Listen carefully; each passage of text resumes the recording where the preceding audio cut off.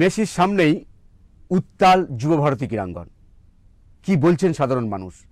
কোথাও কি নাক কাটা গেল ফুটবল প্রিয় বাঙালির, ফুটবল রাজপুতের সামনে? বাঙালি হিসেবে আমার লজ্জা লাগছে কি? একদমই তাই। অবশ্যই লজ্জা লাগছে। ছেড়ে দিন, কালকে এসেছি, এখন আবার ফিরছি। এই বিশৃঙ্খলা দায় কার? বিশৃঙ্খলা নিশ্চয়ই পুলিশের। কি করবেন, পুলিশ সামলাতে পারেন তাই। তাহলে মানে বাঙালি মানে ফুটবল প্রেমী হিসেবে লজ্জায় নাক কাটা গেল না বলো? অবশ্যই সবাই টিকিট কেটে দেখতে গেছে 10, 14, 15 যার যেমন সামর্থ্য, কিন্তু কেউ মেসিকেই দেখতে পায়নি। সবাই মিলে এমন ভাবে ঘিরে This is extremely bad. Extremely bad. বোতল ছোড়া হলো, মানে লজ্জায় নাক কাটা গেল। Extremely bad. Not good. Not good. It is not good for our country. Thank you very much. এবারে ফুটবল রাজপুতের সামনে ফুটবল প্রেমী বাঙালি নাক কাটা গেল। You are right. You are right. Right. Thank you very much. Football প্রিয় বাঙালি নাক কাটা গেল। পুলিশের ব্যর্থতা আছে? পুলিশের তো ব্যর্থতা কিছুটা তো আছেই, কিন্তু সবচেয়ে বড় ব্যাপার হচ্ছে উদ্যোক্তারা একটু বুঝতেই পারেনি যে এরকম হবে। এটা নিয়ে একটা ভাবার বিষয় আছে। মুখ্যমন্ত্রী বলেছে, নিশ্চয়ই আশা করছি যে তদন্ত হবে এবং সঠিক উত্তরটা পাওয়া যাবে। টাকা পয়সা ফেরত দেবে বলছে। হ্যাঁ, আশা করছি, আমরা বিশ্বাস আছে মুখ্যমন্ত্রীর উপরে। মেসি এসেছে, এবার দেখতে পাইনি। এবার এটা নিজেদের সিকিউরিটির ব্যাপার, এটা সিকিউরিটি হয়তো সেরকম ঠিকঠাক দিতে পারেনি। তোমার কি মনে হয় যে পুলিশ আর একটু করা হলে ভালো, তো ব্যবস্থাটা ভালো হয়নি? হ্যাঁ, থাকা তো একান্তই দরকার, যেহেতু একটা বড় সেলিব্রিটি লোক মেসি যেহেতু আসছে, তাই সিকিউরিটি একটু দিলে হয়তো এটা ভালোভাবে পরিচালনা করা যেতে পারতো। পুলিশের দায় কি পুলিশ এড়াতে পারবে? তো পুলিশ দায় তো এড়িয়ে চলছে, সব সময় এড়িয়ে তো চলছে। দেখুন, দায়টা যদি বলুন তাহলে তো সরকারেরই হওয়া উচিত। কারণ হচ্ছে যে কারণ পুরো মেনটেনেন্সটা তো সরকারের উপরেই পড়ে, সরকারকেই করা উচিত মেনটেনেন্স। কিন্তু হয়ে গেছে, আর কি করবে, কিছু তো করার নেই না। পুলিশের ব্যর্থতা আছে বলছেন আপনি? পুলিশের ব্যস্ততা আছেই, না হলে কি করে হয়? এটা দেখা উচিত ছিল আগে, যে জলের বোতল টোতল নিয়ে ঢোকা, যে ওটা আগে দেখা উচিত ছিল। এখন তো সব বোঝা মুশকিল না, কোথায় কি দর্শক কি হবে। ওদেরকেও তো দেখতে দেওয়া উচিত ছিল দর্শকদের, এটা তো আমাকে মানতেই হবে না। দায়টা কার? পুলিশ কি দায় এড়াতে পারে? না না না, এড়াতে পারে না। পুলিশকে তো দায় নিতেই হবে। এসছে যখন এত বড় প্লেয়ার, সিস্টেমটা ঠিক করা উচিত ছিল। কি বলবেন? দায় না, আমি তো নিজেই তো দেখতে গেছিলাম, তাহলে খুবই ভালো বলবেন। নিজে দেখতে গেছিলাম। অরূপ বিশ্বাসকে দেখলাম সুন্দর করে, শুভশ্রীকে দেখলাম, শখ মিটে গেছে। দায়টা কার? অবশ্যই সরকারের, অবশ্যই সততা দপ্তরের দায়িত্ব নিতে হবে তো। ওখানে যে ফেসবুকে বড় বড় করে পোস্ট দিয়ে রেখেছিল যে শাহরুখ খান আসছে, শাহরুখ খান কই ছিল? কেউ দেখতে পেয়েছে? কেউ দেখতে পায়নি। আমার তো ওয়াইফকে নিয়ে গেছিলাম প্রথমবার দেখানোর জন্যে। আমি তো নিজে অনেকবার গেছি, মারাদোনাকেও তো দেখতে গেছি সিপিএম এর আমলে। কই তো এরকম তো অবস্থা দেখিনি কখনো। তাহলে তো জবাব তো দিতে হবে। মমতা বন্দ্যোপাধ্যায় ক্ষমা চেয়েছে। হ্যাঁ, মুখ্যমন্ত্রী ক্ষমা চেয়েছে। ক্ষমা চেয়ে কি হবে? এত এত মানুষের যে চোখের সামনে একটা বড় সড়ো স্ক্যাম দেখলাম। এতদিন শুনেছি যে টেট কেলেঙ্কারি, তারপর নারদা সারদা, এগুলো খালি দেখেই গেছি। পুরো মাঠের উপরে প্রথমবার একটা চোখের সামনে একটা স্ক্যাম দেখে নিলাম। ক্ষমা চেয়ে কী হবে? এতগুলো মানুষের টাকা যে গেল, 15,000 টাকা, 16,000 টাকা, লোকজন বিয়ে ছেড়ে এসছে, আর নেপাল থেকে এসছে, ভুটান থেকে এসছে, তাদের অবস্থা কী হবে? এই যে ঘটনাটার জন্য দায় কে নেবে? কি মনে হয়, পুলিশের দায় নেই? পুলিশের তো দায় এমনি আছেই। এটা তো ভালো কথা নাকি আপনি এসেছেন আর মেসি এসেছেন, অত বড় খেলাড়ি, আর ভাঙচুর করেছেন, এটা তো ভালো কথা না। কিন্তু মেসিকে দেখতে পায়নি দর্শকরা, সেই ক্ষোভে তো ভাঙচুর করলো। পুলিশ কেন আটকাতে পারলো না? এটা তো প্রশাসন জানবে কি করলে হবে, আমরা তো বলতে পারবো না। এই যে ঘটনাটা ঘটলো, পুলিশ যদি ঠিকঠাক কাজ করতো তাহলে এই ঘটনা কি ঘটতো? না, সেটা তো ঘটতো না, অবশ্যই ঘটতো না। খারাপ লাগছে না যে মেসির সামনে বাঙালি নাক কাটা? সেটা অবশ্যই এটা খারাপ লাগবে, বাট সেটা কতটা কি ওদের উপরে পড়ছে, মানে ওয়েস্ট বেঙ্গলের উপরে কতটা কি যারা দেখছে, পুলিশরা কত কি করছে, সেটার উপরে ডিপেন্ড করছে। মানে খারাপ লাগছে কোথাও? মানুষদের তো অবভিয়াসলি খারাপ লাগছে যে আমি এটা টিকিটটা কাটলাম বাট আমি যেতে পারলাম না, ওর জন্য ভাঙাভাঙি হলো, অবভিয়াসলি খারাপ তো লাগবেই। মেসি এলেন কলকাতায়, 10 মিনিটের জন্য তিনি যুবভারতী ক্রীড়াঙ্গনেও থাকতে পারলেন না। 10 মিনিটের মাথায় তিনি স্টেডিয়াম ছেড়ে চলে গেলেন। মেসিকে না দেখতে পারার আক্ষেপ, ক্ষোভে ফেটে পড়লেন দর্শকরা, বোতল ছুঁড়ে মারলেন, বোতল ছুড়লেন, চেয়ার টেবিল ভাঙচুর করলেন। পুলিশ একজনকে গ্রেপ্তারও পর্যন্ত যদিও করেছে, কিন্তু পুলিশের এই গ্রেপ্তার কি একাধিক প্রশ্নের জন্ম দিচ্ছে না? কেন সাধারণ ফুটবল প্রেমী দর্শক, যারা যে বাঙালি ফুটবলকে ভালোবাসে, তারা কেন মেসিকে দেখতে পাবে না? এই প্রশ্নটা কিন্তু উঠছে। না, মেসি আসছে, খুব আনন্দ হচ্ছে, এত বছর পরে এলো। কলকাতার এত ফুটবল ফ্যান্সরা, আর্জেন্টিনা ফ্যান্সরা, তারা তো খুবই আনন্দিত হবে। আশা করি কালকে আপনাদের সবাইকে সল্টলেক স্টেডিয়ামে দেখবো। কালকে আসুন, খুবই ভালো। গেটে রাত প্রায় 2টো বাজতে চললো। একবার দেখাতে বলবো সমর্থকদের, দেখুন সমর্থকরা মেসির আর্জেন্টিনা যে সমর্থকরা কিন্তু তারা কিন্তু এখানে দাঁড়িয়ে রয়েছে, ঠান্ডা তাদের কাছে কোনো ব্যাপার নেই, তারা কিন্তু এখানে দাঁড়িয়ে আছে এবং তার কখন তাদের যে প্রিয় যে খেলোয়াড় যে মেসি তারা সে আসবে এবং চাক্ষুষ তারা কিন্তু দেখবে। আমরা সেই ছবি কিন্তু একবার দেখে দিলাম এবং চারিদিকে একবার দেখাতে বলবো নিরাপত্তার বেষ্টনীতে কিন্তু মুড়ে ফেলা হয়েছে এই জায়গাটি, 1 নম্বর গেটটি, এবং প্রচুর মানুষ, যেদিকে তাকাবো সেদিকে কিন্তু মানুষের ঢল দেখা যাচ্ছে। বা একদিকে যেমন সমর্থকরা রয়েছে, অন্যদিকে কিন্তু নিরাপত্তার আধিকারিকরা কিন্তু চারিদিক ঘিরে রেখেছে, প্রচুর পুলিশ মোতায়েন রয়েছে, এনএসজি কমান্ডো রয়েছে, সিআরপিএফ রয়েছে, সমস্ত জায়গা কোনো রকম নিশ্চিত নিরাপত্তার মধ্যে কিন্তু ঘিরে রাখা হচ্ছে। দীর্ঘ প্রতিশোধের পরে আমাদের ভগবানকে আজকে আমরা দেখতে পারবো। এক ঝলক দেখার জন্য এখানে এতগুলো লোক সবাই এক জায়গায় হয়েছে, একটা ঝলক, শুধুমাত্র একটা ঝলক দেখার জন্য। আজকে দেখবো, কালকে সকালবেলা এখান থেকে আমরা চলে যাবো সল্টলেকে, যত সকালবেলা হয় ওখানে গিয়ে সামনে সিটে যত। নির্ধারিত কর্মসূচি মতো ঠিক ছিল সবই। শনিবার সকাল 11:30 নাগাদ সল্টলেক যুবভারতী স্টেডিয়ামে পৌঁছে যান ফুটবলের রাজপুত্র লিওনেল মেসি। তাকে ঘিরে মাঠ প্রাঙ্গণ ভরে ওঠে হাজার হাজার ভক্তের ভিড়ে।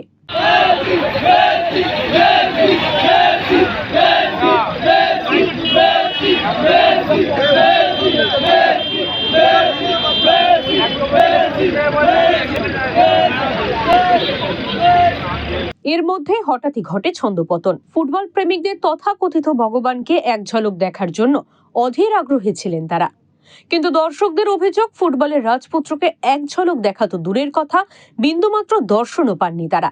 ফলত বাধ্য হয়ে রাগে ক্ষোভ উগরে দিয়ে দর্শক আসন থেকে জল ভরা বোতল ছুটতে থাকেন মেসি ভক্তরা। তারা বলেন, হাজার হাজার টাকা খরচ করে ফুটবলের রাজপুত্র নয়, তৃণমূলের নেতা মন্ত্রীদের আর অভিনেত্রীদের দেখতে এসেছি।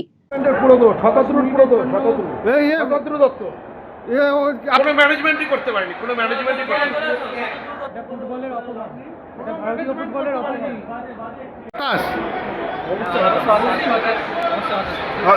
কি বলবেন, এত টাকা দিয়ে আপনাদের দাবি কি থাকবে? একটু দাঁড়ান।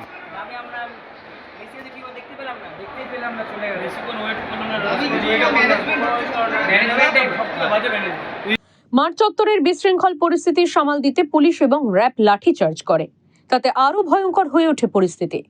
পাল্টা পুলিশের উপরে চড়াও হয় মেসি ভক্তরা। এরপরেই কার্যত গ্রিন করিডোর করে যুবভারতী স্টেডিয়াম থেকে মেসিকে নিয়ে যাওয়া হয় সরাসরি বিমানবন্দরে। মুখ্যমন্ত্রী মমতা বন্দ্যোপাধ্যায়ের সঙ্গে নির্ধারিত কর্মসূচি এবং সৌরভ গঙ্গোপাধ্যায়ের সঙ্গে সাক্ষাতের আগেই হায়দ্রাবাদে পাড়ি দিলেন মেসি। সোশ্যাল মিডিয়ায় পোস্ট করে ক্ষমা চাইলেন মুখ্যমন্ত্রী মমতা বন্দ্যোপাধ্যায়। একই সঙ্গে তৃণমূল সরকার তথা পুলিশ মন্ত্রীর নিরাপত্তার অব্যবস্থার প্রশ্ন তুলে কটাক্ষ করলেন কেন্দ্রীয় মন্ত্রী সুকান্ত মজুমদার। দেখুন, আরো একবার প্রমাণিত হলো যে তৃণমূল কংগ্রেস মানেই হচ্ছে এই ধরনের অসভ্যতা, তৃণমূল কংগ্রেস মানেই হচ্ছে এই ধরনের মৎসন্যায়, এবং সেটাই হচ্ছে যে আমরা দেখলাম যে মেসির মতো একজন আন্তর্জাতিক খ্যাতিসম্পন্ন একজন প্লেয়ার পশ্চিমবঙ্গে আসছেন। এটা তো পশ্চিমবঙ্গের জন্য অত্যন্ত গর্বের বিষয় ছিল, হওয়ার কথা ছিল, কিন্তু যবে থেকে এই প্রোগ্রামটা তৃণমূল কংগ্রেসের তরফ থেকে হাইজ্যাক করা হয়েছে, স্বরূপ বিশ্বাস হাইজ্যাক করেছে, অরূপ বিশ্বাস হাইজ্যাক করেছে, এদিকে এখানকার বিধায়ক তিনি হাইজ্যাক করেছেন, তো পুরো প্রোগ্রামটা, এবং যারা ঢিল ছুঁড়েছে তারাও, বোতল ছুঁড়েছে তারাও তৃণমূল, সব অরূপ বিশ্বাসের লোক, আমার কাছে যা খবর আছে। এবং শুধু তাই নয়, টিকিট বিক্রি হয়েছে 5,000 8,000 টাকা করে, এবং সেই টিকিটের কালোবাজারি হয়েছে। পুরোটাই একটা মেস, মানে মেসি অন মেস সেটাই হয়ে গেল, এবং সেটা করলেন হচ্ছে তৃণমূল কংগ্রেসের অসভ্য, অভদ্র, বর্বর যারা নেতানেত্রী এবং তার সাথে যারা আছে তারা। এবং প্রমাণ হলো যে পশ্চিমবঙ্গের পুলিশ এইটুকু প্রফেশনালিজম নেই যে এত ভিড় কিভাবে কন্ট্রোল করতে হয় সেটা পর্যন্ত জানে না। তৃণমূল কংগ্রেস দল এবং তৃণমূল সরকার এই দুজনে মিলে মেসিকে মেস করে ছাড়লো। বিক্ষুব্ধ ভক্তদের সান্ত্বনা দিয়ে তৃণমূল নেতা কুণাল ঘোষ বলেন, আপনাদের ক্রোধের কারণ আমরা বুঝতে পারছি, তবু শান্ত থাকার জন্য অনুরোধ করব। আমরা এক বাক্যে নিন্দা করছি, এটা লজ্জাজনক ঘটনা, এবং এই হ্যাংলাগুলো যা করলো এটাকে কলকাতাকে একটা বদনাম করে ছাড়লো, যেখানে মেসি একটা খেলা বসে দেখবেন বা পায়ে হয়তো একটু ফুটবল দিয়ে তাকে স্কিল দেখাতে বলা হতো, পায়ে ফুটবল ছোঁয়াতে পারলেন না। কিন্তু তারপরে ক্ষোভটা যেখানে যাচ্ছে, দয়া করে নিজেদের একটুখানি সংশোধন বা সংযমে আনুন। আপনাদের ক্ষোভ ন্যায্য, 100% ন্যায্য, আপনাদের ফুটবল প্রেমীদের আবেগকে সমর্থন করি, কিন্তু এই ভাঙচুর এবং তারপরেটা এতে অন্য লোক সুযোগ নিয়ে নিচ্ছে, বিষয়টা আপনাদের ক্রীড়া প্রেমটাকে ছোট হয়ে গিয়ে, লঘু হয়ে গিয়ে, তখন কিন্তু বিষয়টা আইন শৃঙ্খলায় চলে যাচ্ছে। এরপরই সাধারণ মানুষের ক্ষোভ এবং বিরোধীদের কটাক্ষের মুখে ধামাচাপা দিয়ে কলকাতা পুলিশের হাতে গ্রেফতার করা হয় ক্রীড়া উদ্যোগপতি শতদ্রু দত্তকে।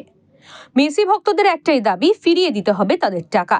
যদিও তাদের দাবি মেনে টাকা ফেরানোর নির্দেশ দেন কলকাতা পুলিশের DG Rajeev Kumar. In the morning at Salt Lake Stadium, there was some kind of anger or anxiety in the fans saying that he's not playing. The plan was that he will come here, wave and meet certain people and leave. Now the government has already constituted a committee which will look into all the aspects of if there was a mismanagement from the organizer side or anything else. This will be looked into. Second, to the fans, we have already told the organizer, we will persuade him. He is giving in writing to the whomsoever concerned that the tickets which have been sold, they should be refunded, because there was not much of this thing was done. Now the situation is right now under control, and I will urge all the fans. Calcutta is an emotional place. A lot of fans must have felt that they would be able to see Messi playing. They couldn't see that. The program was a little too short and this thing. So we would right now what we expect is that the organizers will come through as far as that return of ticket is concerned. They're giving in writing, but we'll make sure that they return, otherwise legal action will be taken. ফুটবলের রাজপুত্র মহানগরী আসার আগ থেকেই airport চত্বর সহ বাইপাসের ধারে অবস্থিত 5 তারা হোটেল পর্যন্ত বিপুল মানুষের ভিড় চোখে পড়ার মতন ছিল। তবু এই দিনের অপ্রত্যাশিত ঘটনায় প্রশাসনের গাফিলতি নিয়ে উঠছে যথেষ্ট প্রশ্ন। মানুষ চৌধুরীর রিপোর্ট, ওঙ্কার বাংলা। নমস্কার, ওঙ্কার বাংলায় আপনাদের স্বাগত। আমি আপনাদের সঙ্গে বিশ্বজিৎ। আজকের বাংলার রাজনীতি অনুষ্ঠানে আমরা আলোচনা করব, জানার চেষ্টা করব যে কিভাবে মেসি উন্মাদনা বদলে গেল উত্তেজনায়। ফুটবলের রাজপুত্র এসেছেন বাংলায়, আর ফুটবল প্রিয় বাঙালি ভিড় উপচে পড়বে, এটাই তো স্বাভাবিক। কিন্তু সেই ভিড় সামাল দিতে কার্যত ব্যর্থ প্রশাসন। দায়টা কার? ঠিক এই প্রশ্নটা উঠছে। এই প্রশ্নের উত্তর খোঁজার আমরা চেষ্টা করব। এই মুহূর্তে স্টুডিও উপস্থিত রয়েছেন বিখ্যাত সাংবাদিক ও রাজনৈতিক বিশ্লেষক অর্কপ্রভু সরকার। দাদা, আপনাকে ওঙ্কারে স্বাগত। কি বলবেন যে ধরনের ঘটনা বাংলা সাক্ষী থাকলো, ফুটবল প্রিয় বাঙালি, মেসি এসছে কলকাতায় জওয়াদি স্টেডিয়ামে, সেখানে এই ওরা বড় স্ক্যাম হয়ে গেল। তো ওখানে স্বয়ং মমতা বন্দ্যোপাধ্যায় ক্ষমা চাইলেন উনি। আর ক্ষমা না চাইলে কি করবেন? সামান্যতম চক্ষু লজ্জা না থাকলে ক্ষমা তো চেয়েছেন। শতদ্রু দত্তকে গ্রেপ্তার করে কি হবে? ওখানে ক্রীড়ামন্ত্রী সেলফি তুলছিলেন। অত পুলিশের লোক, অত মন্ত্রী, অত শান্তি ওখানে গেছিল কেন? মমতা বন্দ্যোপাধ্যায় যদি একটু ধামাচাপা দিতে চাইছেন, শতদ্রুকে গ্রেপ্তার করা হয়েছে, একটা ইনকোয়ারি কমিটি হয়েছে, মুখ্য সচিবকে মাথায় রেখে বলছে টাকা পয়সা ফেরত দিতে হবে। আসল ব্যাপার, এই মেসটা করলো কারা? কেন ওখানে মন্ত্রীরা, শান্তিরা ভিড় জমাবে? মন্ত্রীর সেলফি তুলবে মেসির সঙ্গে। মমতা বন্দ্যোপাধ্যায় শাক দিয়ে মাছ ঢাকতে চাইছেন। উনি জানেন যে কেন এই ঘটনাটা ঘটেছে, কারা কারা ইনভলভ। লোকে তো বলছে তো বড় স্ক্যাম, টাকাগুলো নেওয়া হলো, এত টাকা দামের টিকিট, কেউ কিছু দেখতে পেল না। উল্টে মন্ত্রী, শান্তি, তার পরিবারের লোকজন মাঠের মধ্যে মেসিকে ঘিরে ধরলো, মেসি চলাফেরা করতে পারলো না। এ রাজ্যে কিছু হয় না, যে কোনো কিছু করবেন আপনি স্ক্যাম পাবেন। কারণ তৃণমূল হচ্ছে সর্বভুক। এরা বালি খায়, পাথর খায়, কয়লা খায়, হ্যাঁ, চাকরি খায়। দেখুন, ইডি যদি তদন্ত করে দেখবেন বেরিয়ে আসবে এটার মধ্যেও স্ক্যাম আছে, এটার মধ্যেও স্ক্যাম আছে। না, কোথাও কি রাজ্যের নাক কাটা গেল না যে প্রশাসনের কি অবস্থা? একটা ছোট সবাই জানে পশ্চিমবঙ্গের কি অবস্থা। সুষ্ঠুভাবে কিছু এখানে হয় না। এখানে শিল্প হয় না, এখানে চাকরি হয় না, এখানে শুধু ঝগড়া করেন মুখ্যমন্ত্রী পা লাগিয়ে। সার্বিক অব্যবস্থা এবং মানে কি বলবো আর কি, প্রশাসন যে কতটা অকর্মণ্য। কি করে জলের বোতল নিয়ে ঢুকলো মাঠে? জলের বোতল তো অ্যালাও না, পাউচ অ্যালাও। জলের বোতল নিয়ে ঢুকলো কি করে? কিছুই জানতো না প্রশাসন। রাজীব কুমার বলছেন কাউকে ছাড়া হবে না, মানুষের ক্ষোভ। ক্রীড়ামন্ত্রী মাঠে ঢুকে সেলফি তুলছেন, এটা তার কাজ। 1977 কলকাতায় পেলে এসেছিল, 2008 মারাদোনা এসেছিল, হয়েছিল এরকম। এরা যেখানে হাত দেবে সেখান থেকে গন্ধ বেরোবে। অনেক দর্শক বলছেন, আমি তো বলছি না, স্ক্যাম স্ক্যাম বড় স্ক্যাম। কারণ সবাই বুঝে গেছে পশ্চিমবঙ্গে চাই হবে তার মধ্যে সরকারি স্তরে একটা স্ক্যামের গন্ধ লুকিয়ে থাকবে। কিন্তু তৃণমূল মুখপাত্র বলছেন যে এর জন্য তো মমতা বন্দ্যোপাধ্যায় ক্ষমা চেয়েছেন। তা ক্ষমা চাইলে কি হবে? মানুষের আবেগ নিয়ে তিনি যারা খেললো তাহলে ক্ষমা চাইলেন। ওনার তো আজকে উচিত অরূপ বিশ্বাসকে বলার যে আপনি পদত্যাগ করুন, আপনার মতো অপদার্থ ক্রীড়ামন্ত্রী নেই। পারবেন না। শতদ্র দত্তকে গ্রেপ্তার করা হয়েছে, ঠিক আছে, আইন অনুযায়ী হয়েছে, বলা হচ্ছে যে সব টাকা ফেরত দিতে হবে, এটা কিন্তু আইওয়াস, দেখবেন কয়েকদিন পরে ব্যাপারটা থিতিয়ে যাবে। ক্রীড়া দপ্তর তো দায়িত্ব আলাদা পারে না, ক্রীড়ামন্ত্রী স্বয়ং ছিলেন, যুব ভারতীতে হয়েছে, তাহলে ক্রীড়ামন্ত্রী কি করে পদে বহাল থাকেন? এই ঘটনার পর যেখানে মুখ্যমন্ত্রী ক্ষমা চাইছেন, বেশ ঠিক, রাইট, তাহলে ক্রীড়ামন্ত্রী কি করে পদে থাকেন? তাহলে ক্রীড়ামন্ত্রীকে উনি পদত্যাগ করতে বলুন। অরূপ বিশ্বাস স্বেচ্ছায় পদত্যাগ করার বান্দা নয়। বড় কিছু হয়নি, ভাগ্যিস, অনেক কিছু হতে পারে এই ধরনের ঘটনা থেকে। ইডেনে ইস্টবেঙ্গল মোহনবাগানে খেলা নিয়ে অনেক ঘটনা ঘটেছিল, দিলীপ পালিত, বিদেশ বোস 80 সালে। ওইসব স্মৃতি আমরা চাই না, এই ঘটনার পুনরাবৃত্তি চাই না। মানুষের আবেগ ছিল প্রচন্ড, শুধু পশ্চিমবঙ্গের নয়, ভারতের অন্যান্য রাজ্য থেকেও লোকে এসেছেন। মেসিকে নিয়ে যে উন্মাদনা, পুরো জল ঢেলে দিল উদ্যোক্তারা, এবং সরকার তো দায় এড়াতে পারে না। শতদ্র দত্তকে গ্রেপ্তার করেই হয়ে গেল, একটা কমিটি গঠন করলে সে রিপোর্ট দেবে, আর রাজীব কুমার একটু বিনীতভাবে কথা বলল। ক্রীড়ামন্ত্রী এই ঘটনার পরে কি করে পদে থাকেন? ইতিমধ্যে এসআইআরে 58 লক্ষ নাম বাদ চলে গেছে, এবং নির্বাচন কমিশনের সূত্র যেটা বলছে যে 1,70,00,000 এমন কিছু ফর্ম এসছে যেখানে তথ্যে অসঙ্গতি রয়েছে। ফিগারটা কোথায় গিয়ে থামতে পারে? কোথায় গিয়ে থামবে সেটা তো বলা যায় না। 70 লক্ষ ন্যূনতম, 90 লক্ষ থেকে 1 কোটি পর্যন্ত যাবে। মমতা বন্দ্যোপাধ্যায় কেন্দ্রে 44,000 নাম বাদ গেছে, ফিরহাদ হাকিমের কেন্দ্রে 63,000, নয়না ব্যানার্জির কেন্দ্রে 74,000। এগুলো মৃত, স্থানান্তরিত, খোঁজ পাওয়া যায়নি। তার বাইরেও যে 1,67,00,000 কথা বলা হচ্ছে, তাতে এমন অনেক ভোটারের নাম আছে, একজনকে বাবা সাজিয়েছে 5 জন, বাবা মা ঠাকুরদা ঠাকুমার কথা না লিখে অন্য আত্মীয়র কথা লিখেছে। 2002-এর এসআইআরে একটা পরিবারের কোনো সদস্যের নাম নেই, সেরকম আছে। বাবার বয়স 15 বছর, এরকমও রয়েছে। বিস্তর অসঙ্গত। এই সবগুলো যে আমি বলবো যে ইচ্ছাকৃত তা নয়। তাহলে 1,67,00,000 মধ্যে 20% মিনিমাম বাদ যাবে, বা 1,60,00,000 মধ্যে। তাহলে 20% বাদ গেলে 32 লক্ষ, আর 58 লক্ষ, ওই 90 লক্ষ। ওই যেটা বলছিলাম ওরকমই হবে। এবং কমিশন আরও অনেক তথ্য প্রযুক্তির ব্যবহার করছে যাতে এই মাল্টিপল এন্ট্রিগুলো, যে ফলস তথ্য দিয়ে নামটা তোলা হয়েছে, এগুলো যাতে সহজে আইডেন্টিফাই করা যায়। এবং এখনো পর্যন্ত কমিশন এই উদ্যোগে কতটা সফল সেটা পরে বলা যাবে, কিন্তু কমিশনের আন্তরিকতায় কোনো ঘাটতি নেই। 11ই ডিসেম্বর শেষ হয়েছে ফর্ম জমা দেওয়া, ডিজিটাইজ করা এবং আপলোড করার।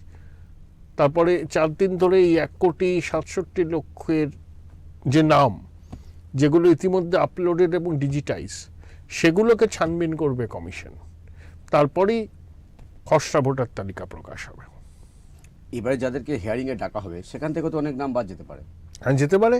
যারা ওই 11টা নথির দেখাতে পারবে না, অবশ্যই বাদ যাবে। যেমন ডোমিসাইল সার্টিফিকেট, সেটা জাল না আসল সেটা তো দেখতে হবে। এখন তড়িঘড়ি করে অনেক ডোমিসাইল সার্টিফিকেট ইস্যু করার কথা আমরা শুনছি, সেটা কমিশন এটাকে বিবেচনা করবে। 30 লক্ষ ভোটার আছে যারা কোনো ম্যাপিংয়েই যুক্ত নয়, 2002-তেও নাম নেই, এবং তাদের কারুরই 2002-এর তালিকায় নাম নেই। এই 30 লক্ষ ভোটারকে তো ছানবিন করতেই হবে। এই 4 দিনের মধ্যে ওই 1,67,00,000 ভোটারের কথা যেটা শোনা যাচ্ছে, তাদেরকে ছানবিন করা হবে। তার মধ্যে থেকে 20% ভোটার যদি আইডেন্টিফাই হয় ভুয়ো ভোটার, তাহলে তার নামটা বাদ যাবে, তাহলে সংখ্যাটা অটোমেটিক্যালি 90 লক্ষের কাছে চলে যাবে। না, আমরা যদি এসআইআরটা না হতো তাহলে আমরা জানতেই পারতাম না যে 15 বছরের বয়সে বাবা হয়েছেন প্রায় 12 লক্ষ মানুষ। সেটাই তো এসআইআর এর উপযোগিতা এবং প্রযুক্তির সহায়তা নেওয়া হয়েছে। তো এগুলো এরা তো বছরের পর বছর ভোট দিয়ে গেছে। নইলে নয়না বন্দ্যোপাধ্যায় কেন্দ্রে 74,000 ভোটার বাদ চায়, ফিরহাদ হাকিমের 63,000, মমতা বন্দ্যোপাধ্যায় 44,000। এগুলো তার প্রমাণ যে কি পরিমাণে ভোটার তালিকায় জল ছিল। সেই জল এখন ধরা হচ্ছে, ভূত ধরা হচ্ছে, এবং এই প্রক্রিয়া যতটাই আমার মনে হয় 80% কাছাকাছি সফল হবে, সেটা হলেও কমিশনের সাফল্য বলে মনে করব। 100% সফল এখানে পশ্চিমবঙ্গে হবে না। উত্তর কলকাতা লোকসভা নির্বাচনে তাপস রায় বিজেপি প্রার্থী, তিনি হেরে গেছিলেন 92,000 ভোটে। কিন্তু এই এসআইআর পরে দেখা যাচ্ছে যে প্রায় 1,07,000 নাম শুধুমাত্র মৃত ভোটার পাওয়া যাচ্ছে। তাহলে তো ব্যবধান তো বললে যেতে পারতো। তাহলে তাপসবাবু জিততে পারতেন। সুদীপ বন্দ্যোপাধ্যায় জেতাটা খুব স্বাভাবিক ছিল না। উনি তো বড় নেতা, অসুস্থ হয়ে গিয়ে সংসদেই যান না। তো এত অসুস্থ টিকিট নেওয়ার বেলা এত লোভ কেন? অভিষেক তো চায়নি সুদীপ দাঁড়াক। সুদীপ হোমেও লাগে না, যজ্ঞেও লাগে না, কর্মীদের পাশেও গিয়েও দাঁড়ায় না, বিজেপির সঙ্গে লিয়াজও করতো দিল্লিতে। তো এই বিজেপির নেতারা ওকে পাত্তা দেয় না। জেল ফেল খেটে এসেছিল ভুবনেশ্বরে, খুব অমিত শাহকে তেল দেওয়ার চেষ্টা করে, ওরা ওকে পাত্তা দেয় না। আমি বললাম সুদীপ হোমে লাগে না, যজ্ঞে লাগে না, দলের কর্মী সমর্থকদের সঙ্গে কথা বলে না, তাদের বিপদে আপদে দাঁড়ায় না, অত্যন্ত আত্মকেন্দ্রিক একটা সেলফিশ টাইপের লোক, ভীষণ লোভী, আর অলওয়েজ ব্যাকডোর পলিটিক্স করতে অভ্যস্ত। সুদীপ বন্দ্যোপাধ্যায় কাউকে জীবনে কারোর জন্য কিছু করেনি, হেরে যেতেন তো। মমতা বন্দ্যোপাধ্যায় বলেছেন না 300টা ফোন করতে হয়েছে। শেষ 3 ঘন্টায় উনি যদি না ফোন করতেন তাহলে সুদীপ বন্দ্যোপাধ্যায় জিততেই পারতেন। ঠিকই বলেছেন, 300টা ফোন করেছেন না 100টা ফোন করেছেন, মমতা বন্দ্যোপাধ্যায়ের স্বভাবই আছে সবকিছু অতিরঞ্জিত করে বলা। তিনি ফোন করেছিলেন ধর্মগুরু, গুন্ডা, পুলিশের সর্বস্তরে, যে যেন তেন প্রকারেণ যেন কলকাতা উত্তরে জয়টা নিশ্চিত হয়। তার মানে 1,07,000 ভোটারকে উনি অ্যাক্টিভ করেছিলেন বলছেন। 3.5 লাখের উপর ভুয়ো ভোটার উত্তর কলকাতায়। তো এই ভোটারগুলো বাদ তো চলেই যাবে। 15 লক্ষ থেকে যদি নেমে ওটা 11.5 লক্ষ হয়, তাহলে কোনো অঙ্কই ওখানে করা যাবে না, সবাইকে নতুন করে অঙ্ক করতে হবে। আমরা দেখছি যে ভবানীপুরে প্রায় 44,000 ভোটার বাদ যাচ্ছে, ফিরহাদ হাকিমের 63, টালিগঞ্জে 35। মানে কলকাতার ছবিটা কেমন হতে পারে এসআইআর এর পর, কি মনে হয়? আগে কলকাতার ছবি যা ছিল এখন তা হবে না, তাই আগাম কোনো পূর্বাভাস করা যাবে না। এই কেন্দ্রে এগিয়ে, এই কেন্দ্রে ও পিছিয়ে, লড়াইটা এখন অনেক উপভোগ্য হবে, হাড্ডাহাড্ডি হবে, এইটুকু বলা যায়। আচ্ছা, এবারে যে প্রশ্নটা সবচেয়ে বেশি করে সামনে আসছে যে এসআইআর প্রক্রিয়া প্রায় প্রথম রাউন্ড শেষ, এবারে খসড়া তালিকা প্রকাশ হবে, তার আগে হিয়ারিংয়ের জন্য ডাকা হবে। আপনার কি মনে হয় এই যে রাজ্য সরকারের অনেক বাধার পরেও নির্বাচন কমিশন যে প্রক্রিয়াটা চাললো, আপনার মূল্যায়ন? না, কমিশন এখন অবধি ভালো কাজ করেছে, আশা করব সফল হবে। তারা তথ্য ভাণ্ডার তাদের মতো করে তৈরি করেছে, আধার কর্তৃপক্ষের সঙ্গে কথা বলে নিশ্চিত করেছে কত আধার কার্ড ডিঅ্যাক্টিভেট হয়েছে, জন্ম মৃত্যুর শংসাপত্র জোগাড় করেছে বিভিন্ন জায়গা থেকে, এর ব্যবহার করেছে, তথ্য প্রযুক্তিকে এমনভাবে ব্যবহার করেছে যে ভুয়ো ভোটারের নাম তালিকায় রেখে দেওয়া যথেষ্ট চ্যালেঞ্জিং। তাও 100% এসআইআর এখানে হবে না, 80% এসআইআর ঠিকভাবে যদি কমিশন করে, সেটা আমি মনে করব পশ্চিমবঙ্গের ক্ষেত্রে কমিশনের বিরাট সাফল্য। 16 তারিখে খসড়া ভোটার তালিকা প্রকাশের পর পুরো ছবিটা সামনে আসবে। একটু অন্য বিষয় যাই, নন্দীগ্রামে শুভেন্দু অধিকারী 1900 ভোটে উনি জিতেছিলেন, কিন্তু এসআইআর পরে দেখা যাচ্ছে ওনার কেন্দ্রে প্রায় 10,500 নাম বাদ চলে যাচ্ছে। চ্যালেঞ্জিং হয়ে যাবে শুভেন্দুর কাছে। 10,500, 11,000 ভোট অনেক জায়গাতেই বাদ যেতে পারে, এ তো মৃত স্থানান্তরিত হতে পারে, কিন্তু 74, 50, 63,000 ভোট বাতিল হয়ে গেল, এগুলো অস্বাভাবিক। এগুলো অস্বাভাবিক। এবং শুভেন্দুর 10,000 ভোট বাতিল হয়েছে, অশোক লাহিড়ির 11,000 ভোট বাতিল হয়েছে, মানে এগুলো খুবই স্বাভাবিক। একটা বিধানসভা কেন্দ্রে এতদিন বাদে এসআইআর হচ্ছে, 10,000, 11,000 ভোট বাতিল হবে না কেন? কিন্তু কলকাতা উত্তর, কলকাতা দক্ষিণ এবং অন্যান্য জেলার বিভিন্ন কেন্দ্রে যে ব্যাপক হারে ভোটারদের নাম বাতিল হয়েছে সেগুলো অস্বাভাবিক। এর থেকে বলছে ব্যাপক সংখ্যায় 2 নম্বরই ভোটার ছিল ভোটার তালিকায়, এবং সেই ভোটারদের শাসকই ম্যাক্সিমাম ইউজ করে ফায়দা পেয়েছে বছরের পর বছর। যদি হুমায়ুন কবির যে নতুন দল করে, সে দল যদি বলছে, হুমায়ুন কবির নিজে বলছেন যে উনি ভবানীপুরে প্রার্থী দেবেন, তাহলে কি সমস্যা হতে হবে তৃণমূলে? কাকে প্রার্থী দেবেন, হুমায়ুনের দলের সঙ্গে কার কীরকম অ্যালায়েন্স হবে, ওখানে 7টা ওয়ার্ডের মধ্যে 5টায় বিজেপি যেতে, 2টো মাইনরিটি, তো মাইনরিটি ওয়ার্ডে হুমায়ুন যদি প্রার্থী দেয়, সেই প্রার্থী যদি ভোট কাটে, তারপর অলরেডি 44,000-এর উপর ভোট বাতিল হয়েছে। অবশ্যই লড়াইটা খুব উপভোগ্য হবে, এটা নিয়ে কোনো সন্দেহের অবকাশ নেই। ড্যাং ড্যাং করে মুখ্যমন্ত্রী জিততে পারবেন না ওখান থেকে। সম্প্রতি দেখেছিলাম মমতা বন্দ্যোপাধ্যায় একটা জনসভায় প্রকাশ্যে বলেছিলেন যে আমরা ডিটেনশন ক্যাম্প করতে দেবো না। কোথাও কি আশঙ্কা করছেন উনি? কেন, ওনার কথার, এইসব কথার কোনো লজিক নেই। উনি লোককে খ্যাপান, ভ্রান্ত ন্যারেটিভ তৈরি করেন, তো ওইসব মানুষও ওনারা বিশ্বাস করে বলে তো আমার মনে হয় না। আসলে নতুন করে বলার কিছু নেই মানুষের কাছে, তাই একই কথা বারবার করে বলছেন, অজস্র মিথ্যা কথা বলছেন। এগুলো ওনার কি বলবো আর কি, উনি যে খুব চাপের মধ্যে আছেন তার প্রমাণ। আপনাকে অসংখ্য ধন্যবাদ আমাদের সময় দেওয়ার জন্য। ইতিমধ্যে এই ঘটনার জন্য মুখ্যমন্ত্রী মমতা বন্দ্যোপাধ্যায় ক্ষমা চেয়েছেন, কিন্তু মুখ্যমন্ত্রী মমতা বন্দ্যোপাধ্যায় নয়, এই ঘটনার জন্য দায় কাঁধে নিয়ে রাজ্যের ক্রীড়ামন্ত্রী অরূপ বিশ্বাসকে পদত্যাগ করা উচিত বলে মনে করছেন অর্কবাবু সরকার। আলোচনা আপাতত এই পর্যন্তই। অন্যান্য খবরের জন্য চোখ রাখুন ওঙ্কার বাংলায়। নমস্কার।